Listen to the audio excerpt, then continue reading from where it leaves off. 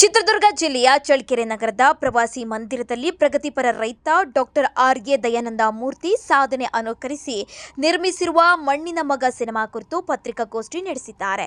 ಈ ವೇಳೆ ಸಂಗೀತ ನಿರ್ದೇಶಕ ವಿ. ಮನೋಹರ್ ಮಾತನಾಡಿ, ಇತ್ತೀಚಿನ ದಿನಗಳಲ್ಲಿ ರೈತರ ಸಂಕಷ್ಟ ಹೇಳತೀರದಾಗಿದೆ.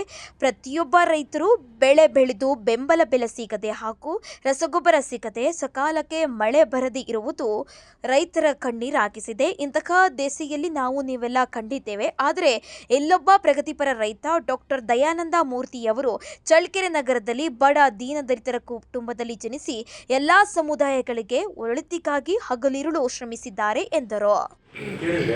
ಇದು ಡಾಕ್ಯುಮೆಂಟ್ರಿ ಅಲ್ಲ, ಇದೊಂದು ದೊಡ್ಡ ಫೀಚರ್ ಫಿಲ್ಮೇ ಮಾಡ್ಬೋದು. ನಿಜಕ್ಕೂ ಇದನ್ನೊಂದು ಫೀಚರ್ ಫಿಲ್ಮೇ ಮಾಡಬೇಕು ಮಂಜವರೇ. ಯಾಕಂದರೆ ಇದು ಒಂದು ಆದರ್ಶ ಸಿನಿಮಾ. ಇದು ಥಿಯೇಟ್ರಿಗೆ ಬಿಟ್ಟಾಗ ಜನ ಬರಲ್ಲ, ನನಗೆ ಗೊತ್ತು. ಯಾಕಂತಂದರೆ ಇವತ್ತಿನ ದಿವಸ ದೊಡ್ಡ ಸ್ಟಾರ್ಗಳ ಸಿನಿಮಾಕ್ಕೂ ಜನ ಬರ್ತಾರೆ, ಎಲ್ಲ ಭ್ರಮೇನಿದ್ದಾರೆ. ನಮ್ಮ ಒಂದು ಸಿನಿಮಾ ಬಿಡುಗಡೆ ಆದಾಗ ಒಂದು ದೊಡ್ಡದಾಗಿ 1 ಲಕ್ಷ ಗಟ್ಟಲೆ ಜನ ಬರ್ತಾರೆ ಅಂತ ಮೊದಲನೇ ದಿನ ಬರ್ತಾರೆ, 2ನೇ ದಿನ ಕತೆ ಸರಿ ಇಲ್ಲ ಅಂತ ಬೈಕೊಂಡು ಹೋಗಿರೋದು ನಾವು ನೋಡಿದ್ವಿ. ಇಲ್ಲಿ ಬೈಕೊಂಡು ಹೋಗೋಕ್ಕೆ ಚಾನ್ಸೇ ಇಲ್ಲ. ನೋಡಿದ್ರೆ ಪ್ರತಿ ದೃಶ್ಯ ಕೂಡ ಅಯ್ಯೋ ಇಷ್ಟು ಆಹಾ ಓಹೋ ಅನ್ನೋದೇ ಇವರ ಜೀವನ. ಅಷ್ಟು ಅಂಥ ಕೆಲಸಗಳನ್ನ ಇವರು ಮಾಡಿರೋ ಕೆಲಸಗಳನ್ನ ನೋಡಿದಾಗ ನಮಗೆ ಬಂಗಾರದ ಮನುಷ್ಯ ಅಣ್ಣವರ ಸಿನಿಮಾ ನೆನಪಾಗುತ್ತೆ. ಒಬ್ಬ ರೈತ ಎಷ್ಟು ಕಷ್ಟಪಡ್ತಾನೆ, ಎಷ್ಟು ಕಷ್ಟಪಡ್ತಾನೆ. ನಾವು ಹೇಳ್ತೀವಿ ಕಷ್ಟಪಡುವ ಆ ರೈತನಿಗೆ ತಾನು ಕಷ್ಟಪಡ್ತೀನಿ ಅನಿಸ್ತಾ ಇಲ್ಲ, ತನ್ನ ಕೆಲಸ ತನ್ನ ಕರ್ತವ್ಯ ಅದು. ಎಲ್ಲವೂ ನಮ್ಮ ಒಂದು ಸಣ್ಣ ಕಲೆಯಲ್ಲಿ ಎಷ್ಟು ಸಾಧ್ಯ ಅಷ್ಟು ತಿಳಿಸಿದ್ದೀನಿ. ನಾನು ಇದ್ರ ಬಗ್ಗೆ ಇನ್ನಷ್ಟು ಸ್ಟಡಿ ಮಾಡಬೇಕಂತ ಒಂದು ಆಸಕ್ತಿ ನನಗೆ ಇವತ್ತು ಮೂಡು ಬಂದಿದೆ. ನಿರ್ದೇಶಕನಾಗಿ ಅಲ್ಲ, ಸಂಗೀತ ನಿರ್ದೇಶಕನಾಗಿ ಅಲ್ಲ, ಸಾಹಿತ್ಯಾಗಿ ಅಲ್ಲ, ನಾನು ಪತ್ರಕರ್ತ ಆಗಿದ್ದವನು.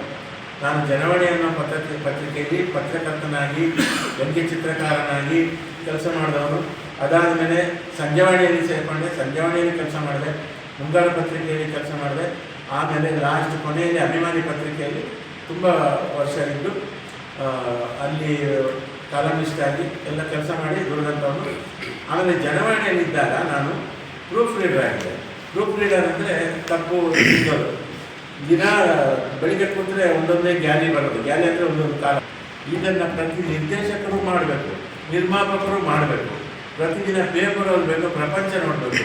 ಪ್ರಪಂಚ ನೋಡಿದಾಗ ನಾವು ಯಾವ ಸಿನಿಮಾ ಮಾಡ್ಬೋದು ಅಂತ ಅವರಿಗೆ ಒಂದು ಐಡಿಯಾ ಸಿಗುತ್ತೆ.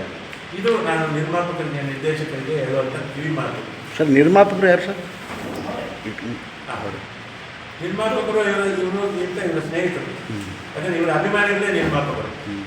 ಇವ್ರ ಪಾಪ ಇವ್ರು ಯಾಕೆ ನನ್ನ ಸಿನಿಮಾ ಮಾಡಿ ಅಂತ ಮಾಡಲ್ಲ. ಇವ್ರ ಅಭಿಮಾನಿಗಳ ಒಂದು ಬಳಗ ಇದೆ. ಯಾಕಂದರೆ ಈಗ ನೋಡಿದ್ರೆ ಈಗ ನನ್ನಂಥವೇ ಅಭಿಮಾನಿಗಳಾಗ್ಬೋದು ಇವರಿಗೆ, ಇವ್ರು ಮಾಡಿರೋ ಕೆಲಸಕ್ಕೆ. ಹೀಗೆ ಇವ್ರ ಅಭಿಮಾನಿಗಳೆಲ್ಲ ಸೇರಿಕೊಂಡು ಮಂಚು ಅವರಿಗೆ ಪರಿಚಯದವರು, ಪ್ರೊಡ್ಯೂಸರು ಕೂಡ ಇವರೇ. ಸಾಕ್ಷಿ ಚಿತ್ರಕ್ಕೆ ಇವರಿಗಿಂತ ಇವರ ಅಭಿಮಾನಿಗಳು ಬಳಗ, ಅಭಿಮಾನಿ ಬಳಗ. ಇವರಾಗಿ ಪಾಪ ಎಲ್ಲೂ ಮಾಡಿಲ್ಲ. ಅಭಿಮಾನಿಗಳ ಪರವಾಗಿ ಇವರು ಮುಂದೆ ನಿಂತು ಮಾಡಿಸ್ತಾರೆ.